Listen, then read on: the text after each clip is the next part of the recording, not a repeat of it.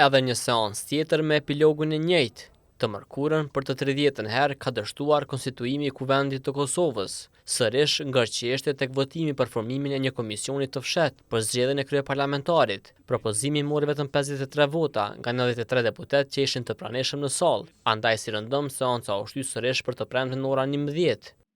52 deputet kanë votuar për, kundër nuk ka asnjë, abstenim nuk ka asnjë.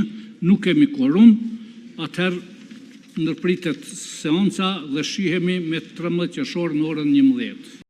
Deputeti nga radha e televizjes vetëvendosja Armen Muja për krizën në Kuvend gishtin e drejtoi tek ish opozita. Këta ka 22 herë që vinë këtu edhe nuk votojnë fare. Çështja është pse po vinë ku nuk votojnë fare. Sepse është hera 22 që deputetë e opozitës i ikin obligimeve kushtetuese edhe në vetvete kjo paraqesh shkelje të akt vendimit ose zakonit kushtetues të Republikës së Kosovës.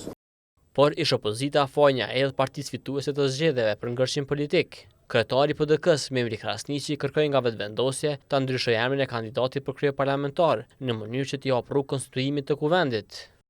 Ne si Partia Demokratike të Kosovës e rishprehim edhe një herë qëndrimin tonë, që jemi të gatshëm për të dhënë zgjidhje kësaj krize politike, duke mundësuar votimin e një kandidati apo kandidateje që vërtet e merr shumicën e votave për të shkuar tutje pastaj edhe në fatet kushtetuese që mundsojnë krijimin e qeverisë së re.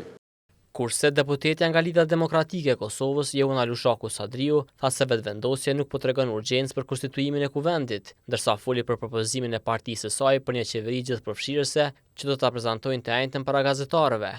Një situatë jo serioze ku partia e parë nuk sheh ndonjë urgjencë për ta konsoliduar Kuvendin, për shkak se ka qëllim final që të mos e lëshoj as ekzekutivin.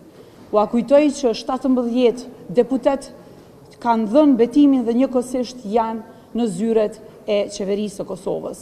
E për shkak të ngërçit të madh politik, nuk po përjashtohet si mundësi që të ketë zgjedhje të reja. Mendoj që shumica e deputetëve kanë drejtë mi bojkotu tash Kuvendin, edhe po duket që jemi tu i shku drejt zgjedhjeve.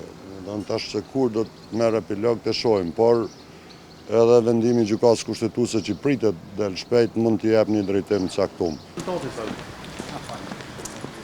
Kryeministri në detyrë Albin Kurti edhe kësaj radhe ka refuzuar të flasë para gazetarëve.